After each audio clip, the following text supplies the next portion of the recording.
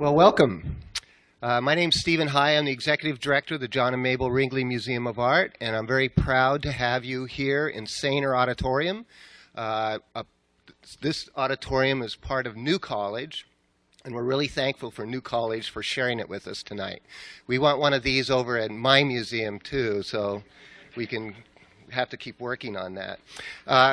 Welcome to what is going to be a very special evening, but also a very special weekend. This is the Symposium for Paolo Veronese, a master in his workshop, and an exhibition that we're very proud to be hosting at the museum. Not only hosting, but this is the only site in which this exhibition is going to be seen.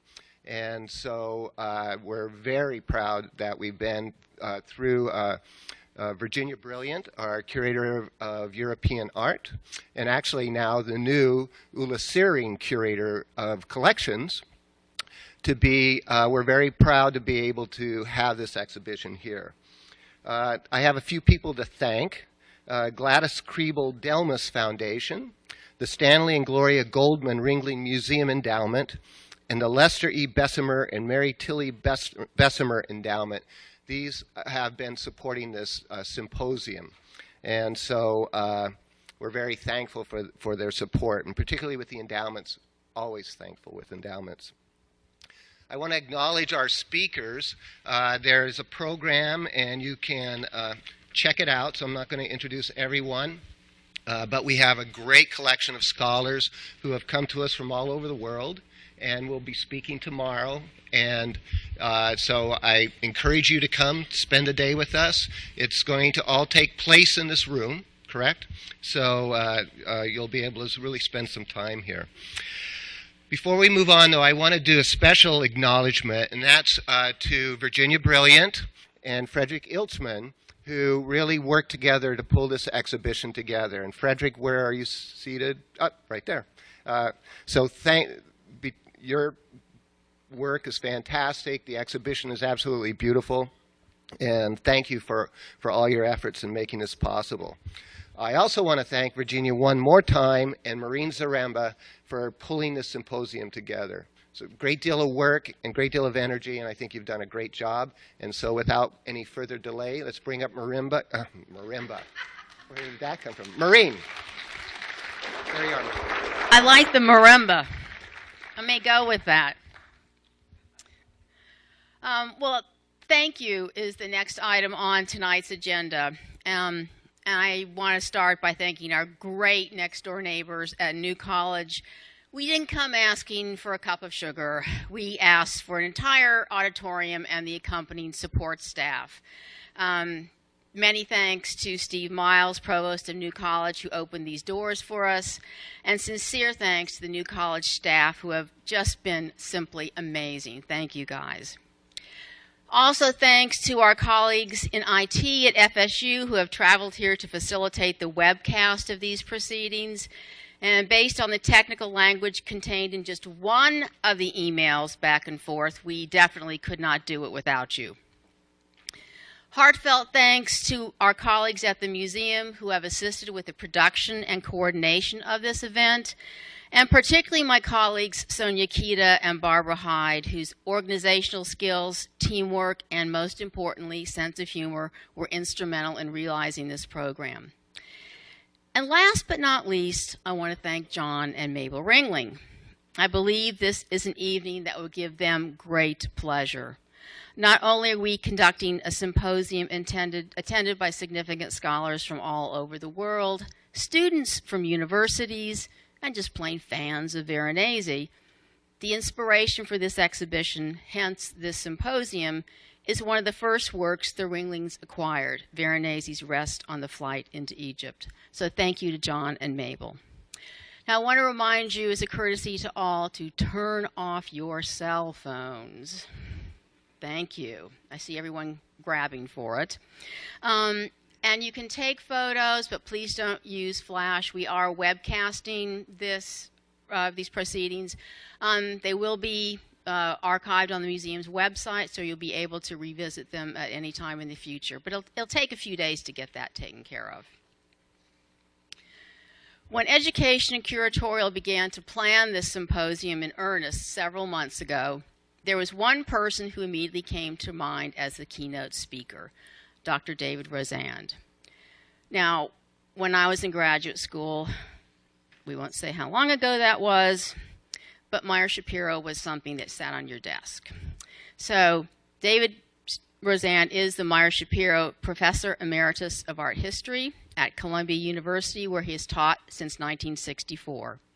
He has served several terms as chairman of the Department of Art History and Archaeology and was the founding chairman of the Miriam and Ira D. Wallach Art Gallery. Professor Rosand's critical scholarship has ranged from the Italian Renaissance to American painting, and that range is reflected in his publications, which include the exhibition catalogs for Titian and the Venetian woodcut at the National Gallery of Art, Robert Motherwell on paper, drawings, prints, collages at the Wallach Art Gallery, and Edward Corin, The Capricious Line. His books include Titian, The Meaning of the Mark, Leonardo and Titian, Painting in 16th Century Venice, Titian, Veronese, Tintoretto, Myths of Venice, The Figuration of a State, The Invention of Painting in America, and Drawing Acts, Studies in Graphic Expression and Representation. His monograph on Paolo Veronese has just been issued in French translation and is waiting a publisher for the original American text. Professor Rosand is a fellow of the American Academy of Arts and Sciences, the Istituto Veneto di Scienze, Lettere ed Arte, and Ateneo Veneto in Venice. That was grad school Italian. Sorry there. He serves on the boards of the Renaissance Society of America and the Daedalus Foundation and is co-project director for Save Venice.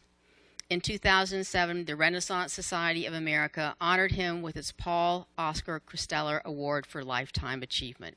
Dr. Rosand, a warm welcome from all of us.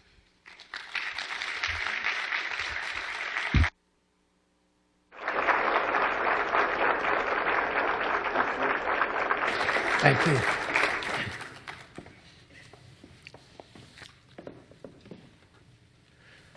First, I want to express my thanks for the invitation from Virginia Brilliant and my enthusiastic gratitude for the opportunity to see this magnificent exhibition. What she and Frederick Iltrin have put together is really quite staggering, and I'm just still overwhelmed from the experience. I hadn't seen it until today. Now, I was asked to talk about Veronese studies, Veronese scholarship, and the future of our understanding of Veronese. My title, Revisioning, did not pass spell check. Every version of it has an underline on it, and I expected to see it up here on the screen. But I didn't want re-envisioning or anything like that. I wanted to talk about the really new and increasingly profound appreciation of a painter who has, for most of his, let's just say, fame, been celebrated as a decorative painter. And this was, the idea of being a decorative painter was never quite pejorative, but he wasn't considered as serious as Titian or Tintoretto, or as profound even as Jacopo Bassano. And what has happened in the past several decades is that we have, as I said, we have basically enlarged our vision of him and made it much more profound. And this is what I want to review today. I mean, I can't do everything, but I'd like to emphasize just how much has happened. Now, it wasn't until 1976 that he had a full catalogue raisonné, published by Teresio Pignati. And it's basically after that catalogue, which provides a base for which subsequent scholars will work, both in terms of connoisseurship and interpretation, it wasn't until then that things began to change, that we had a sense that somehow justice was not being done to a really great painter. And so a younger generation of scholars began to probe those pictures, and also to probe the biography. So most recently we know more about Veronese's background, the family that he comes from Como, a family of stonecutters, and I'll come back to that as we move along. We have basically a new precision in our understanding of him, a precision that was reflected in subsequent projects and publications, that is, subsequent to the Catalogue Raisonné. And these had to do in part with the next two editions of Pignati's catalogue, the third of which came out in 1995. But it was basically for the centennial year of 1988 that new attention was focused on the artist, with two great exhibitions, one in Washington at the National Gallery, put together by Roger Rierich, and the other in Verona, put together by Sergio Marinelli. The Roger Rierich's was a really very impressive survey of the full career of Veronese. Needless to say, Marinelli focused on Veronese at Verona, that is the origins of Veronese, which is still something that demand increasing attention. And then there was, out of 1988, there was again a conference on Veronese, and a lot of new scholarship was published in a volume called Nuovi Studi su Paolo Veronese. Now, among the things that have happened is that, of course, new paintings are discovered and published. I confess I have not seen the masterpiece that was revived at the Uzbek State Arts Museum in Tashkent, Uzbekistan. This is the only thing I know about it. I'm not convinced about the attribution from the poster, but never mind, I haven't seen the painting, and I won't comment. But let's start with some of the more serious recent activities. And with all, Frederick Ilchman and I are the co-project directors of Say Venice, and one of our major projects has been over many years now, the restoration of Veronese's church. That is the Church of San Sebastiano, a church that in which he's buried, and that was his tomb monument up there, a church in which he was buried, a church that he made very much a temple to his own art.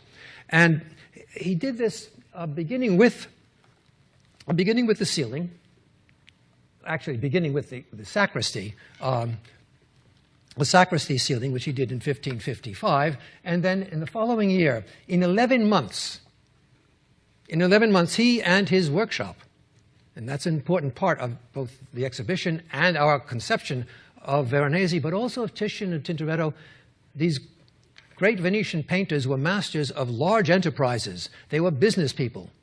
And in most cases, their main assistants were parts of the family, their children, and in the case of Veronese, initially his younger brother Benedetto, who is represented in the exhibition. But the ceiling itself is an incredible accomplishment that is devoted to the story of Esther, and I'm not going to go into the iconography per se at this point. And it is something that this 28-year-old painter accomplished with the workshop in 11 months. The contract was signed in December 1555, and by October 1556, the work was complete. It's really quite an accomplishment. And when, say, Venice became involved with the restoration, I mean, it all started with a stain in the ceiling. And we went over there to have a look at it. And in order to get a good look at it, we had to basically pay for scaffolding to get up there. And we did that. And it turned out that the stain was just a stain in the varnish. However, other problems were found.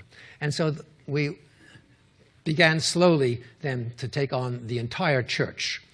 And I want to show you some of the results, because these results, it's not only here, but also a lot of the activity that's been going on in museums with restoration, keep opening up new aspects of this painter, aspects that were celebrated in the past, but have been covered over by retouches and varnishing and so forth. And it's the cleaning that very often gives us a new painter. There was an exhibition when the canvases themselves were finished. There was an exhibition at Palazzo Grimani in Venice, and this is a small publication that introduces you to the ceiling and introduces you also to some of the problems of restoration and of the conservation of paintings. That is their how shall we put it, their survival over time, which is always a problem. And while on my screen at home, these look better than here, but so be it. Oh, yes, you can put the lights out. Lower the lights so that the central panel, or canvas actually, is a. Can we dim the lights? Is the coronation of Esther. And while this is not quite accurate, I mean, it gives you some sense of what happens in the course of this cleaning, how a new painting, in effect, emerges. And the same with the banishment of Vashti. I mean, I don't know how many of you recall the Book of Esther, but Vashti disobeys Ahasuerus and is thrown off, as it were, the throne, and Esther comes in and eventually, through her uncle Mordecai, will save the Jewish people whom Haman has been trying to do away with. At any rate, it is a triumph, the triumph of Mordecai, which is the third of the canvases. And in each case, I mean, you get some sense here of some of the differences. And one of the things that is important to recognize is how much we have lost over time. And in this particular case, what we have lost, I mean, this was all retouching. This is all repainting that's been taken away. For the blue sky, Veronese unfortunately used smalt, and that just chemically changes with time and becomes more transparent. And the blue of the skies in many of his paintings has been lost. And so we have a real sort of chromatic disfigurement of the picture over time. And while a restorer then has to make a decision as to whether to try to fill in or not, vast areas of color are not going to be filled in.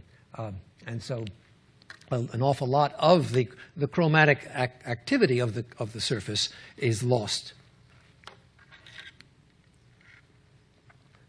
This is just a way of getting into the paintings and giving you some of the details.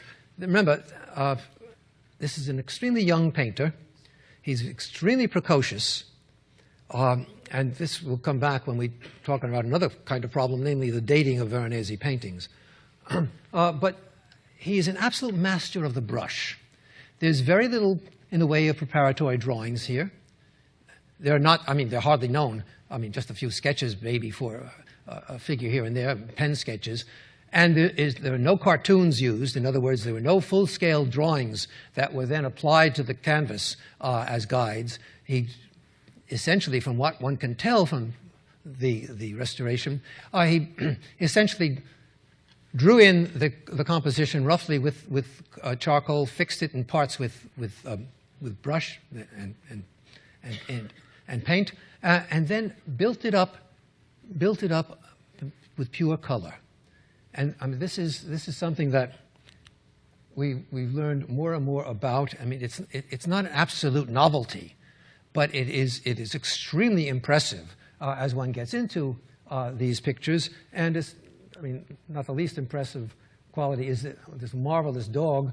And you can see down here, these are some of the original charcoal drawings in the dog's whiskers.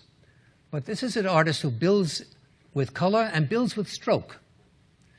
Again, not a novelty. Everybody's known this and celebrated it since, I mean, from his own career. But we're learning more and more about it. The sheer confidence with which he approached this kind of pictorial construction. I think one of the things that was so impressive when one got close up to these paintings is just how anatomical a brushstroke can be in defining, for example, the muzzle of a horse, or even a knee. And if you look at some of the chiaroscuro drawings in the exhibition, just take a look at the way in which white heightening is applied to the surface, especially in the knee of a seated St. Joseph and the rest on the flight into Egypt. You'll get a really wonderful sense on a small scale of what he's doing here on a monumental scale. Now, as I mentioned,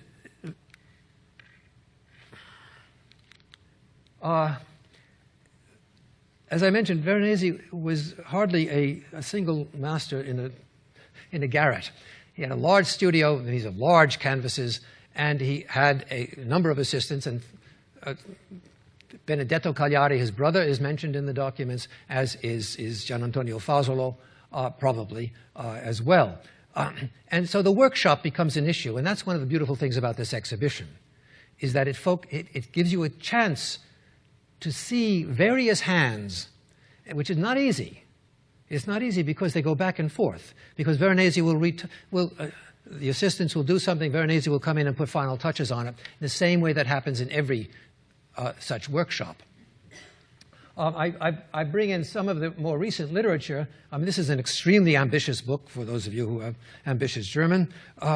And on art as a social system. This is Veronese's workshop. And what Hans-Dieter Huber basically tries to do is to isolate all of the hands.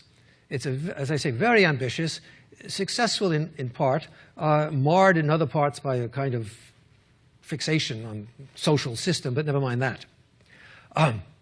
And I think that John Macchiari tomorrow will be talking about the workshop in the symposium. And then, of course, Frederick Ilchman's exhibition in Boston in 2009, Titian, Tintoretto, Veronese, Rivals in Renaissance Venice, added another dimension to our understanding of Veronese, a dimension that was actually acknowledged in the early literature on Veronese, and that is the social and the professional and social ambient in Venice, the competition among artists, with the old Titian as the master of the whole school of painting, frowning upon Tintoretto, elevating Veronese. So there was a political situation as well that is very much, and this is what Frederick Ilchman's exhibition brought out so beautifully. Well, it is the way in which they responded to one another. There was a kind of large scale, one might say, pictorial dialectic going on. And I mean, that kind of activity as well adds a very important dimension to our understanding, not only of Veronese, but of that whole ambiente. But for some of the genuinely important discoveries, I mean, Xavier Solomon's looking at the canvas on the head of, okay. Looking at the the canvas of the head of this figure who was just an anonymous youth until he recognized that the canvas went with other canvases in a, unfortunately, decimated altarpiece, the Petrobelli altarpiece, and he was able to put together, reassemble this altarpiece now. I mean, obviously parts are missing, and the upper zone and the head of what we now know is St. Michael are in the exhibition. This was a genuine achievement. And what it reminded us of is just how important it is to understand the materiality of these paintings. The weave of the canvas itself was what allowed him to, at least at the beginning, to hypothesize some sort of relationship, and then to go on and to demonstrate it through the reconstruction. Other significant additions, I mean, beside Tashkent, of course,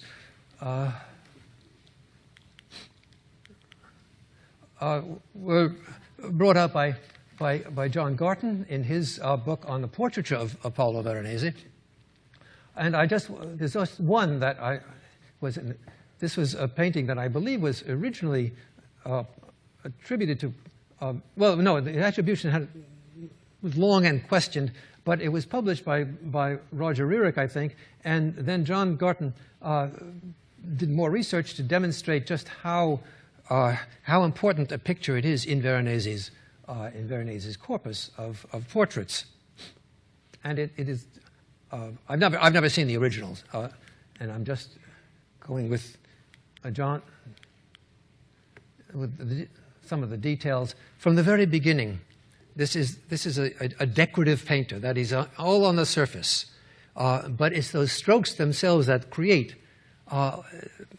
not just jewelry and decoration, but create substance, create armor. I mean, this is a lesson from Titian, of course, but this was a very important contribution to the whole corpus of Veronese, and one that I can't wait to get to Czechoslovakia or to the Czech Republic, rather, to see it.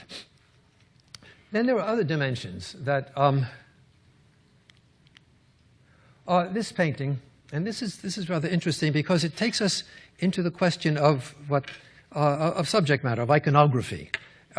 This is a painting that came to the National Gallery with this title of The Conversion of Mary Magdalene, Mary Magdalene throwing aside her jewels. And then the curators at the National Gallery at a certain point decided that this was not a proper title for it because there is no such subject in the Gospel accounts, which was a very narrow kind of approach to take. And so they renamed it. They decided that it had to have been the woman with a touch of blood, because that is there, which didn't make very much pictorial sense. What was missing, however, was the larger cultural ambience, once again, of the painter. And in this particular case, a source that was extremely important. I'm sorry, this is the catalog of the National Gallery, which has all sorts of very interesting and important contributions to make. What was missing was an awareness of the presence, the continuing presence of Pietro Aretino. Pietro Aretino, best known, of course, to those of you who know him, as a pornographer, as a sort of scabrous journalist and so forth, as a parasite, cultural parasite, but somebody who exploited the printing press. I mean, Venice was the center of the printing industry. Exploited it in such a way that he was the first to publish collections of his letters in the vernacular, in Italian. And if he attacked you or if he praised you depended upon just how good you were to him. I mean, if you sent him pears, if you sent him wine, he could say no, not a bad word about you. If you were stingy with him, he would be stingy with you. But Aretino is much bigger and better than that. Aretino was basically a creative writer. And among his writings, which were, of course, then banned with all of his writings, were books like this one, in this case, the three books of the Humanity of Christ, which was then published as the four books. I mean, he expanded it.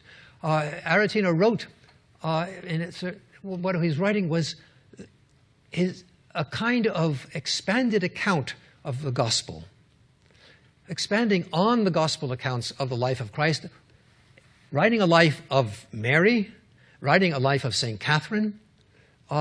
This is a man who, he was ambitious. He was hoping to get a cardinal's hat, and I won't say anything about cardinal's hats now. But the books themselves are really quite incredible. The national edition has just been published of his religious writings, and they are filled with, as I said, expanded accounts of what is hardly in the gospel. And from the account of Mary and Martha, he expands that to about 15 pages of Mary Magdalene, who is absolutely gorgeous and decked out in all sorts of ways. And Martha convinces her to come to the temple to hear this man speak. And he comes to the temple. She comes to the temple. And she hears his voice. And she falls to her knees. This is Aretino now writing. She falls to her knees and begs forgiveness of him. In other words, her conversion takes place right there in the temple before Christ, who is very generous, and this is all dialogue of Aretino, extremely generous to her, to the sinner, to the prostitute, to the courtesan, who has been dressed like a kind of Byzantine Venus when she leaves her house. The sun shines from her. She goes back and she rips off her jewels. There's a whole account of her ripping off her jewels. It's all there.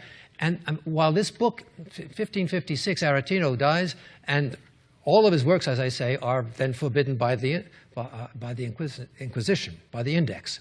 But we know that artists had Aretino. The books were constantly republished under pseudonyms. And they are pictorial in the most profound ways, because Aretino himself boasted of being a painter. He was very close to Titian. He was Titian's boon buddy, and writes the way Titian paints. I mean, he's constantly making that comparison. So that the subject itself doesn't come quite from gospel. It comes from Pietro Aretino. And that expands, once again, our sense of the cultural ambience of, the cultural ambience of our painter. Now, these are the covers of the two catalogs I mentioned from 1988. And I bring them in to introduce another problem, which has to do with the challenge of chronology and style. One of the issues that we constantly face in Veronese is the fact that his style does not follow this clear trajectory. And you'll see just how varied the response can be by well-known scholars. In this case, can we slow this down? I haven't touched it, but okay, we can leave that for the moment. But one of the pictures involved is this one of Moses and the burning bush, which first of all came down through Medici collections, and in modern times was generally not counted as by Veronese, by Paolo himself. And then as it came into the corpus, it was accepted as Paolo, and it tended to be on the basis of the broad handling of the landscape. The first efforts at dating it were well late into Veronese's life. That is the 1580s. That was more or less followed by the Verona exhibition, where the painting appeared. It didn't appear. But it was discussed. And then in Roger Rurick's exhibition at the National Gallery, the date proposed was 1547, 19-year-old painter, which is not as absurd as it sounds. As I said, he was extraordinarily precocious. And so we have very early, very late, two established scholars with very different views.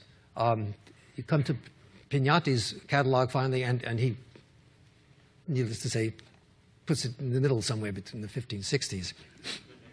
Well, it's always safe. That way you can sort of shuffle back and forth a bit. Now, I mean, it is a genuine problem and genuine challenge. And some of the details are extremely revealing of what, though? I mean, revealing, but of what? I mean, the fact that we have these classical ruins in the background from the very beginning of his career, he has these classical ruins. So that doesn't tell us anything. Nor does what does, I think, tell us something is this heavy figure here of Moses himself with his feet facing back to us. My own tendency is to go with an earlier date, but that, as I said, is I'm just shuffling back and forth also. So now the dating is one thing. Also important then, and related to the dating, is the question of patronage. Who pays for the pictures? Now, I confess that my own instinct is to pay less attention to that than I should, because there has been an assumption over many years among Renaissance scholars that if you find out the patron, you find out who paid for it, you have access then to the meaning of the picture itself. And one of the paintings that, I mean, probably the most famous of all Veronese paintings is the family of Darius before Alexander. This was a painting that we know a certain amount about, and it was the subject of a great deal of attention, especially from John Ruskin, who goes deeply into it, and right down into the beautiful discussion of a pearl and how the pearl was painted. And it is the perfect epitome of the art of Veronese in many ways. And it generally gets dated to about 1565, so there's not been much debate about that. However, to set it into its full context, once again, I'm becoming a book agent here for in this case, for Claudia Terribile, whose this was initially her dissertation in Venice, with one of the most important scholars over there right now, not only a scholar, but a man who I think is the center of an extremely impressive school. And that is Augusto Gentili, whom I will put in a very strong word for, because unlike so many of his colleagues, he's not a barone. He doesn't steal his students' work. He doesn't use his students' work. He helps them get published. And it's that generosity. I mean, he and I have had lots of arguments, so his ears would burn if he heard me talking about him right now here. But Claudia Terribile was one of his students, and what she did was she got deeply into the patronage here, the Pisani family, where the painting was, and how it was never in Venice, actually, until much later. But all of that is part of a much larger thesis in which she sets it within the cultural context of the patronage, of the patrician culture in which Veronese moved. And that becomes extremely important to us, and we'll be coming back to that as well. Veronese's intellectual roots and branches, as it were. Now she has continued, and now I'm going to be trying to bring out some of these younger scholars who I think are doing extremely important work.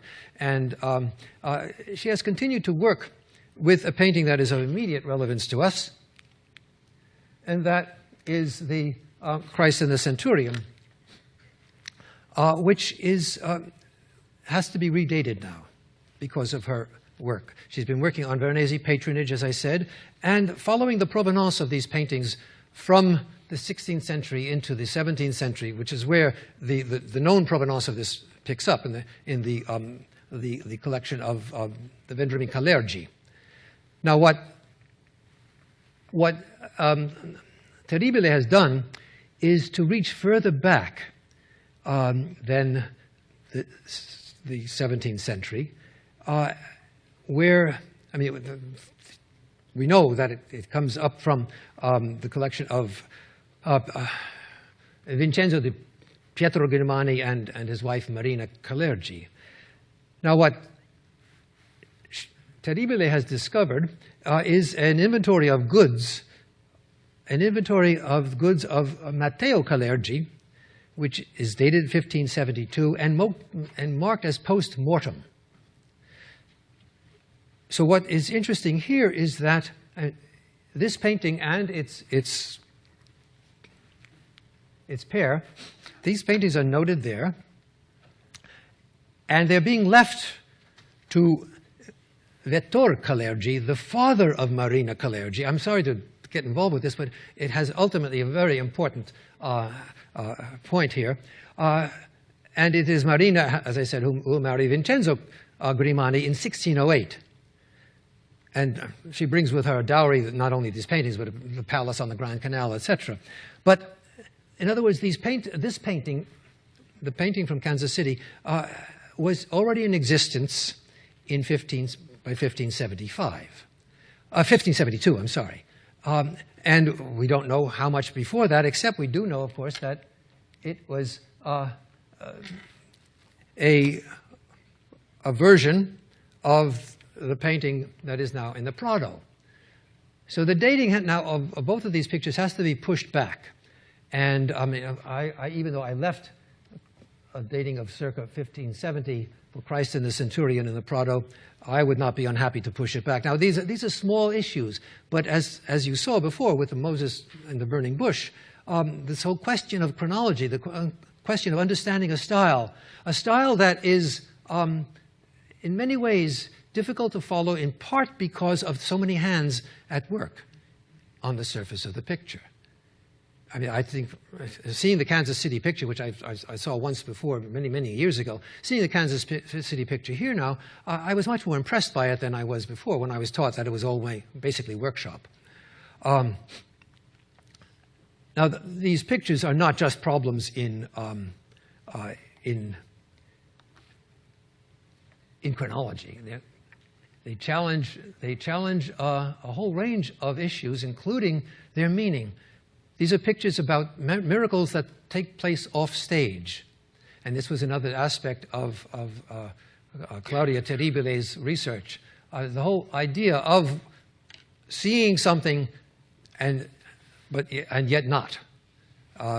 So that there is a kind of beautiful complexity about these pictures that requires, I mean, a kind of very sensitive reading that she has been giving the paintings. But I'll come back to that in a different way with a different picture.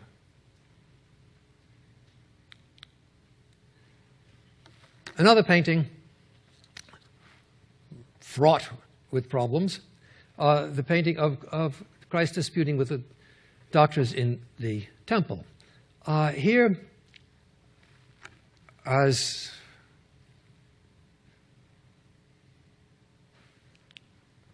Michael Levy long ago pointed out, if you close this book, it's got a date on it that can be read as 1548. And Levy published it, and dating the painting to 1548. That's, you know, a 20-year-old painter. But as I keep on insisting, Veronese was incredibly precocious. And then the related drawing was something that I picked up and thought belonged with, I mean, obviously belonged with the painting. The drawing is out in the exhibition. And I said, this is an early drawing, 1548. Now, I was young and I was anxious to publish stuff, and I'm not quite as sure as I was then. I wasn't that sure either. I just published rather hastily. But still, it raises issues. And then again, it was Roger Rearick who came along and said, no, this is a very late drawing. And so here we are again, between early and late. The exploration here is not just a question of style. It's a question of patronage. It's a question of setting. And this is, I think I have, yeah.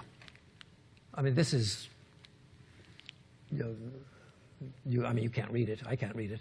That date is, if it's there. And we're all waiting for Miguel Falomir at the Prado to have the lab work on this painting to give us some clearer answers. But it raises the question then of not only Veronese's figural style, but his architectural style. The setting, which is not, as you know, the setting is not in the drawing itself. It's just the figures.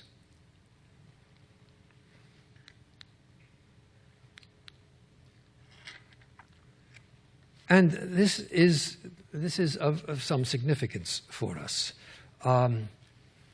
because, as you'll notice, one figure, it just isn't here.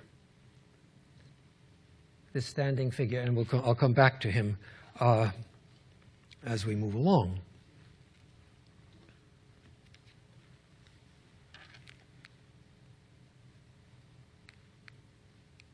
This figure.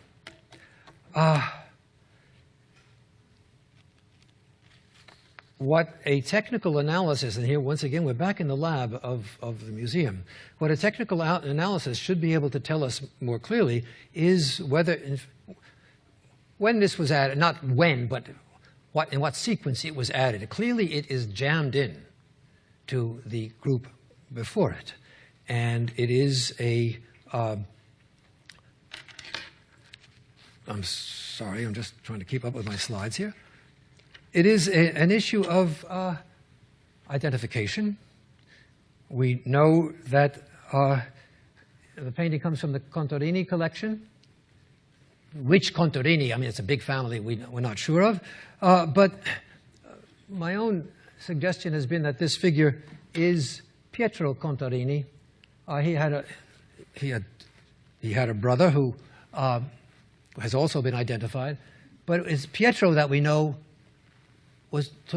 made a pilgrimage to Jerusalem, and this is clearly a pilgrim in Jerusalem. So that we can begin to work with Pietro, about whom we know very little otherwise, except that he died in 1563.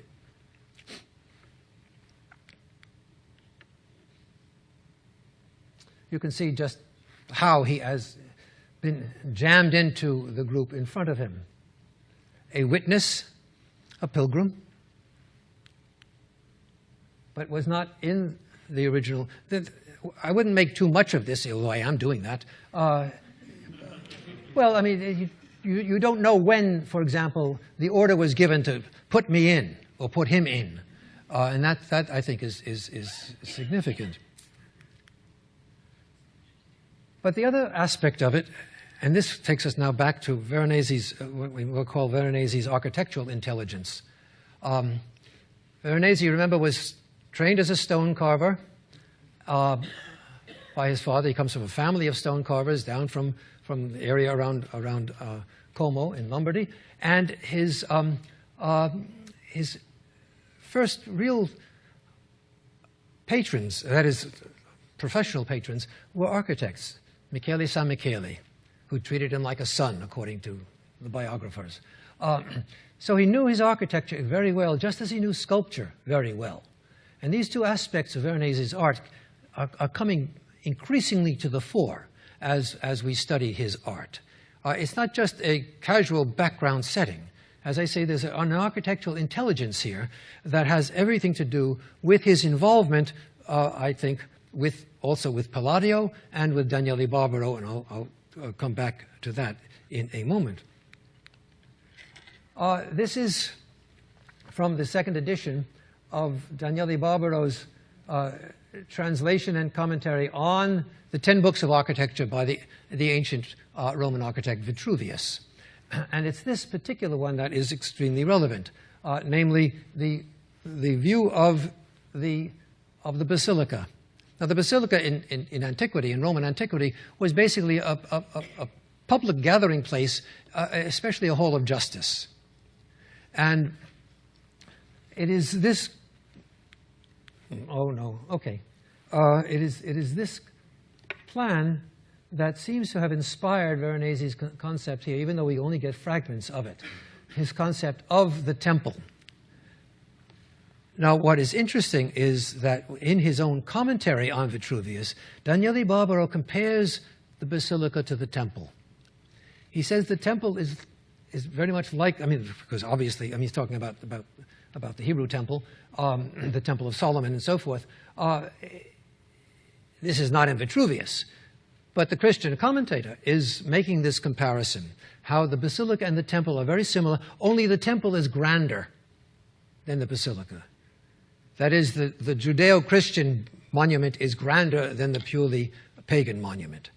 And this brief commentary is something that I think is absolutely relevant to Veronese's imagination here. How does one put Christ in the temple in Jerusalem? What did the temple look like? Nobody knew anything about the inside except lots of measurements and the two columns of Jachin and Boaz and so forth. But this is Veronese imagining, with the aid, I think, of his knowledge of Vitruvius, and that would be through Daniele Barbaro, and I think also through his personal knowledge of Barbaro, and ultimately of his involvement in one way or another with the Barbaro-Palladio project of the translation and commentary. With the drawings themselves, the designs themselves are by the architect Palladio.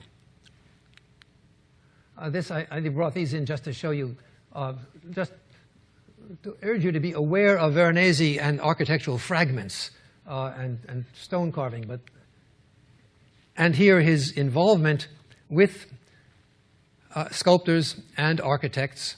The Scamozzi we have here, and the Alessandro Vittoria, the sculptor, is still in New York. And then there is the portrait of Daniele Barbaro, and Leonello Pupi, another Venetian scholar, has, of an older generation, has talked about this, the drawing here from Book 9, which doesn't quite appear in the same way in the published version, and has even entertained the possibility of Veronese's figural involvement in that project, which I would love to believe. And then, of course, the great collaboration of Veronese with Palladio and with Barbaro as patron, the Villa Barbaro at Mazere, which is just one of the grand glories of the Renaissance.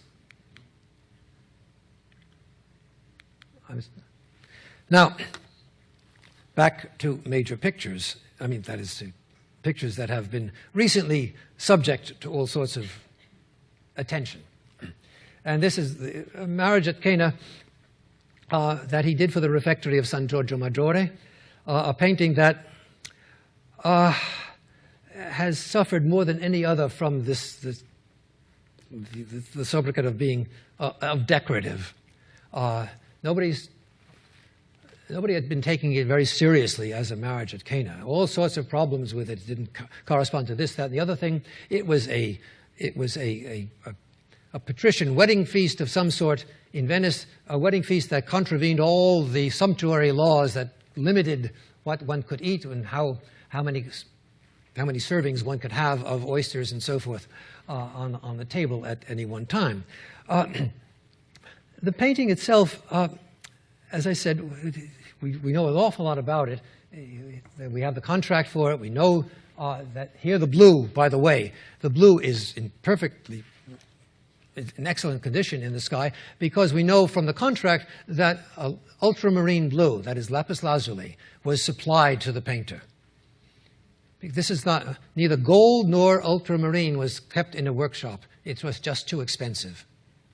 If the patron wanted it, they paid extra. And in this case, the Benedictine monks of San Giorgio Maggiore had the means to pay for it, whatever they wanted. Now, the painting itself, and I'm not going to go through all of the details. The painting itself has recently been subject to all sorts of things. Wait, I'm going to come back to this. This is the painting. Actually, it's a full-size copy of the painting, done with remarkable fidelity to everything, including the texture itself, that is now in the refectory on the wall for which the painting was conceived. And there's a publication that went with the opening of the exhibition, but it's there, and next time you're out in San Giorgio, you can see this painting, and there are all sorts of ethical, aesthetic issues involved here.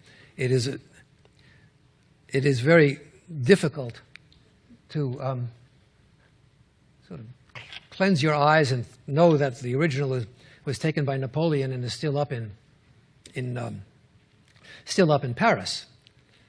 What bothered me in part about all of this is now that they have this full-scale replica here, if the British Museum ever has to return the Elgin marbles to Greece, that will set precedent for the return of Napoleon's booty, I think, to Italy.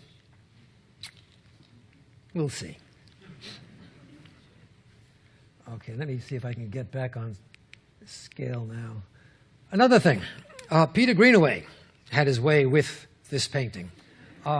As you can see here, he had a vision of it. And in that vision, he put words into the mouths of the characters. And I've never seen the film itself and how exactly that's carried out. But it's been printed now, and it, some of the stuff is fairly close to gospel accounts. They have no line, Christ, what is it to us? I mean, the essential line there is, my hour has not yet come. Or this one, the famous musicians down below, with presumably a portrait of Veronese here and Titian on bass here. The others are not identified. I mean, they have been identified as Tintoretto and Bassano, but the portraits just don't obtain. And here, of course, it's very different. I mean, there is no gospel account for this. The musicians have no place. Well, they do have a place at a wedding feast, of course, but there's no way to handle that. And so what you have is this marvelous dialogue in which they're sort of, I guess, they're getting ready to play, but they're just trying to talk over the rehearsal a bit. And last time. 10 minutes, last time we took it shorter. I mean, this is, okay. But this is what this painting has allowed itself, I think, to suffer. When we come back to the painting itself, however, these are not irrelevancies, and this is where the profundity of Veronese really manifests itself most clearly. And that has to do with the way in which he sets up a composition, and in this case, what he puts on center. It is very rare to have a wedding feast in which Christ is at center, but the whole idea of where Christ should sit becomes an issue, and it becomes an issue especially in the religious writings of Pietro Aretino, who is featured in this painting on the right side. The painting itself, I mean, the musicians themselves have at the very center of the gig an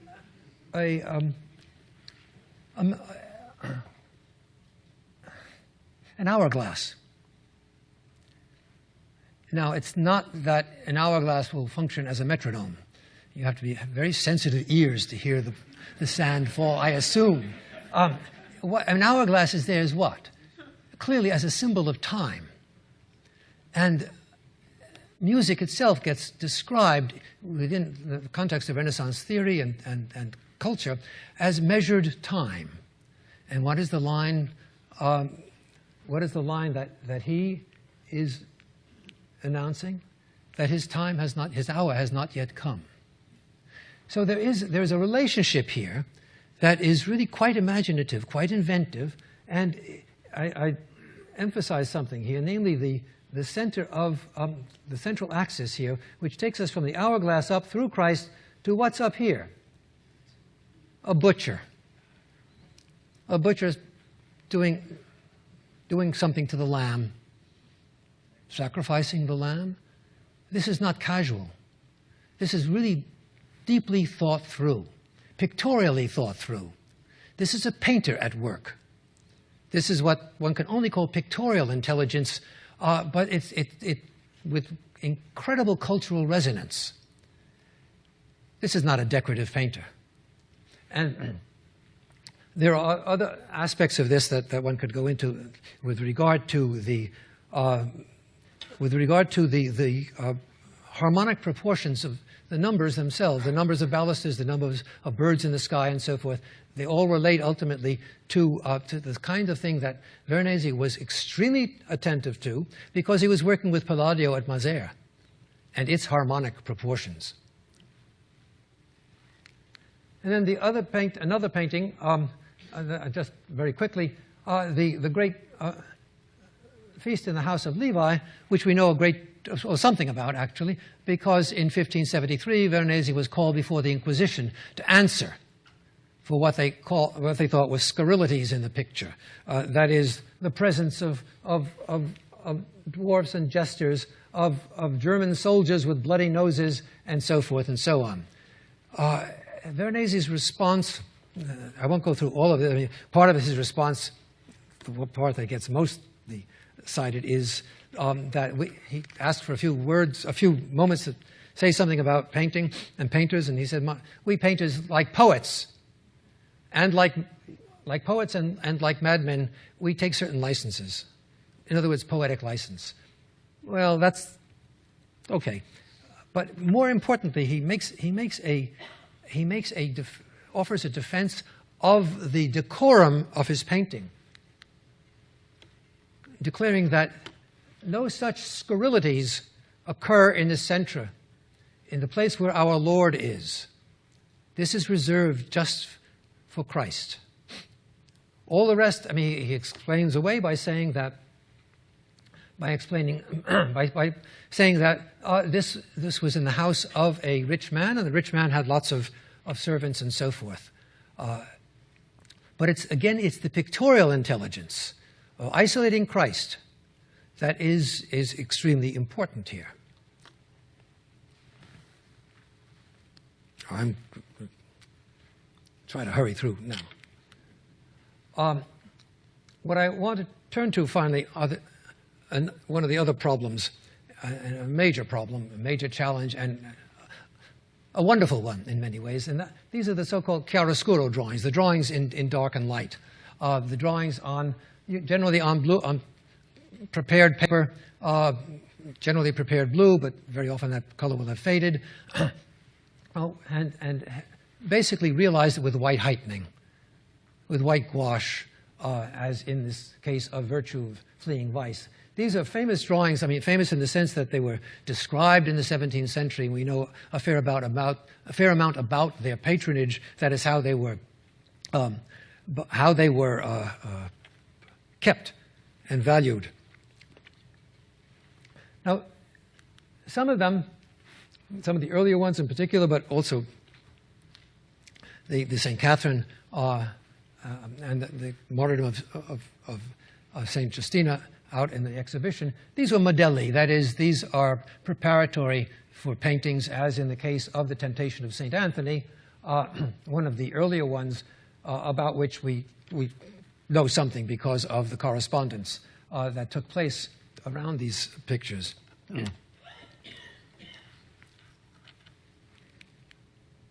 I'm going to skip over this and just let this make the point, and then you can go out to the exhibition and follow it up, and the rest of the flight into Egypt, which culminates, of course, in the Ringling's own grand canvas.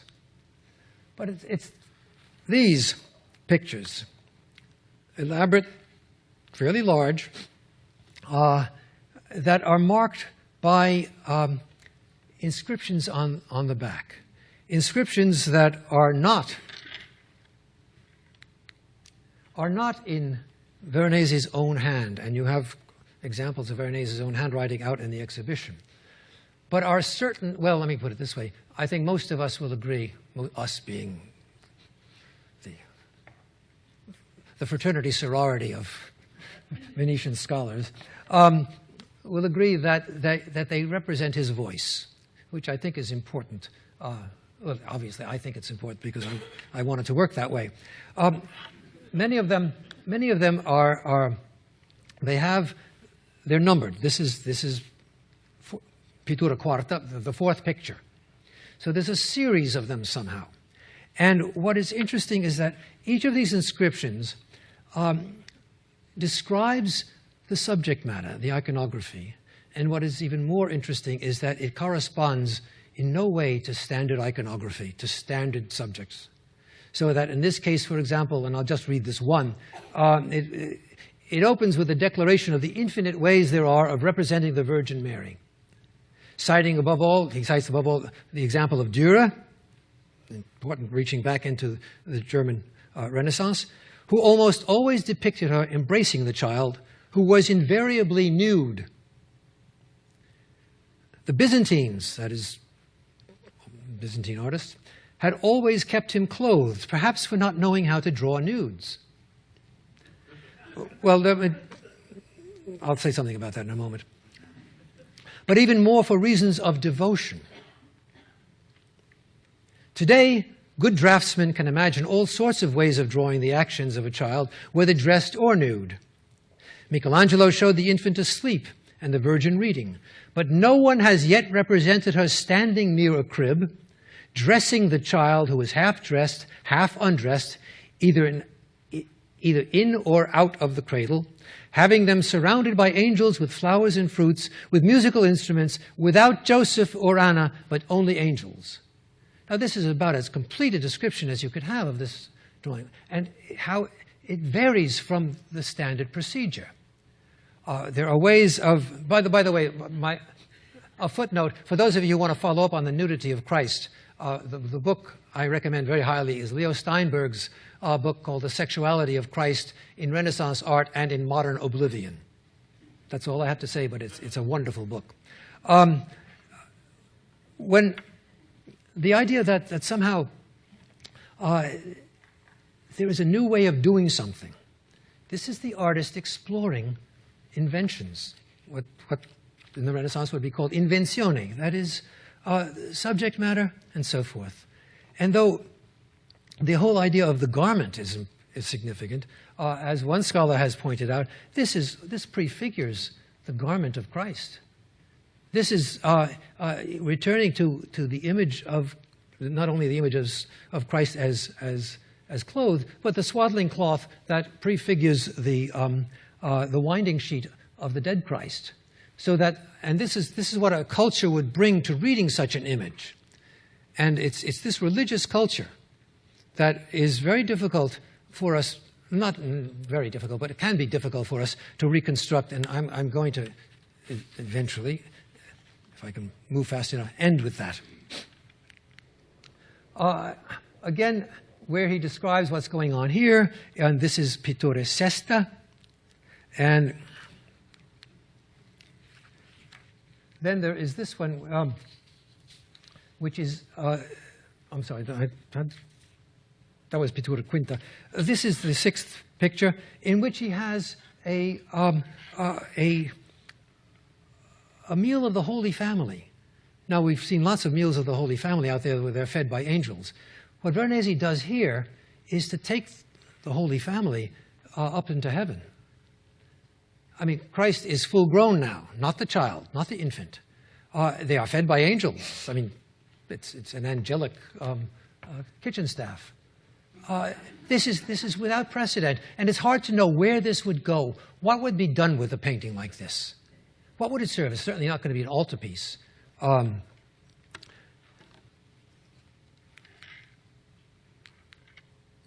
sorry, I'm going to skip that. And then there is one in the Metropolitan Museum, and this is one that is, I will almost conclude with promises.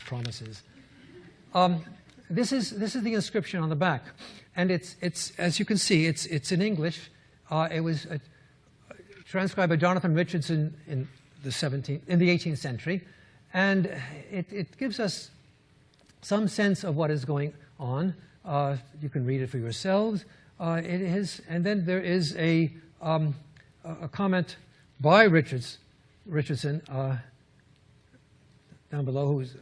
We're dealing with Sibyls around the tomb of Christ, and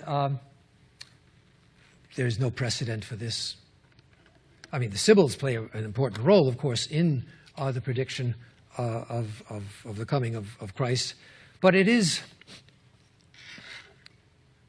inspired by Titian in part. What Veronese seems to have done is to have taken a subject that's quite different, that is the resurrected Christ, the Quem Queritis, where the Marys come to the tomb to look, and he's no longer there. And that, in effect, is what has been transformed by Veronese into this image with the Sibyls. And this is the finale, and it has little to do at this point with St. George. This is a sheet of drawings for the altarpiece of the martyrdom of St. George in Verona. And what I want to call attention to here is, I mean, that is what a younger colleague, Giorgio Tagliaferro, and again, one of these extremely active young Venetian scholars, did in looking at the drawing very carefully when he was a fellow at the Getty Institute last year. What he noticed up here, and this tends to get ignored, he noticed, as you can see, there's an inscription. It's been torn off, but it basically is Unitas in Trinitate, Trinitas in Unitate. Unity in the Trinity, Trinity in united. It's a Trinitarian declaration, and what Tagliaferro demonstrated was that this comes from the Athanasian Creed, the 4th century Byzantine Creed. It is not common, but it is common in Veronese's household. It is, and what he points out is that in the first of his wills, Benedetto Cagliari in 1591 cites the same thing. So there's a religious ambience to our artist, who in one of the letters out in the exhibition excuses himself for not being able to deliver on time because of Lent. We don't know about our artists in this way. We have only these little fragments. Can we associate the piety of the paintings with the piety of the artist? It's a dangerous thing. I mean, we just know what. Poor Pietro Perugino was quasi an atheist, and he got the sweetest Madonnas and children. But with Veronese, we're getting some sort of access into the world of his humanist world, but also his religious world. And this, I think, is where an awful lot of the scholarship will be, if not a lot, some of the most important scholarship will be devoted as we revision Veronese. Thank you for your patience.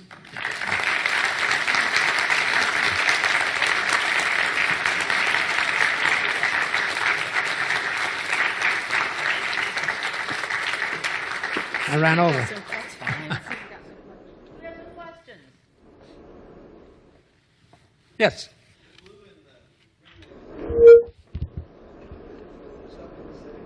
Which blue? I think there might be something to be said about it, but I haven't looked at the reports on it and the cleaning reports, and so I better not say anything. But I would have asked a similar question. I don't know what to say. That's what comes with age. You learn what not to say, what not to publish.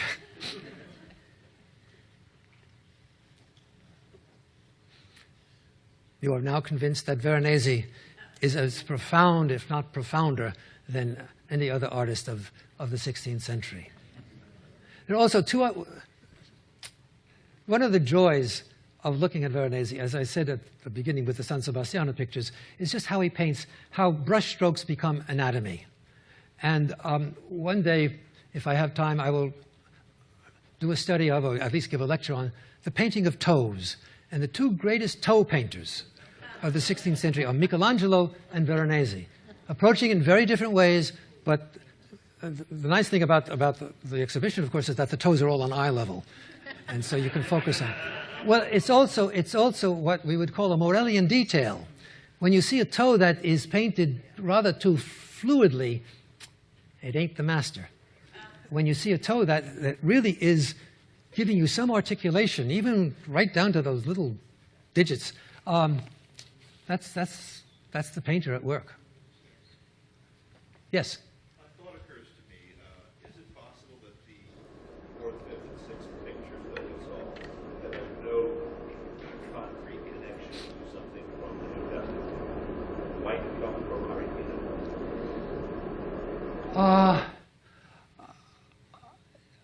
I have looked, but not carefully enough. It's a possibility. It's a possibility. I would hope so.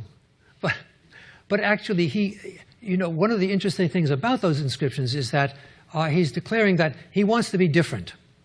And this then takes us into that professional world of rivalry and so forth. X did it this way, Y did it that way. There's a famous letter by a Spanish envoy describing Titian at work. Namely, the envoy comes in and sees Titian painting with an enormous brush and asks him, why are you painting with such a large brush? And his answer is, well, Michelangelo painted in his way, and Correggio painted in his way, Raphael painted in his way, Parmigianino painted in his way, and those are the four paintings he mentioned, and I wanted to find my own way. Now, if this, it may be just, a sort of epate di l'ambasciatore, but this gets then published, and what's interesting in that particular case is that the brush gets larger and larger with each new publication, so that by the time you get to an English translation in the 19th century, it's a brush as big as a birch broom.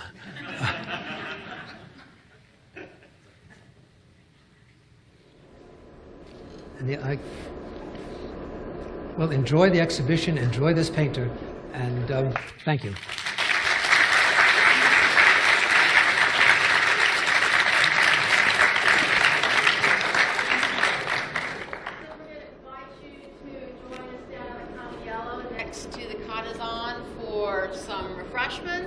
You can take your car down to the Cottazon and park in the adjacent parking lot, or there are trams that are available to take you down.